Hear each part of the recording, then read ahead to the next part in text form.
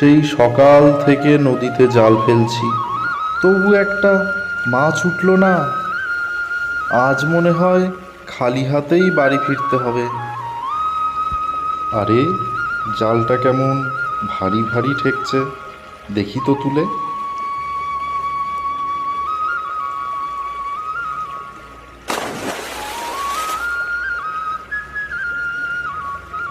ধুর, কী সব ছাতার মাথার জালে বেঁধে উঠলো। দূর দূর দূর, আজ আজ কপালটাই খারাপ। এই শেষবার, আর একবার জাল ফেলে দেখি কি ওঠে।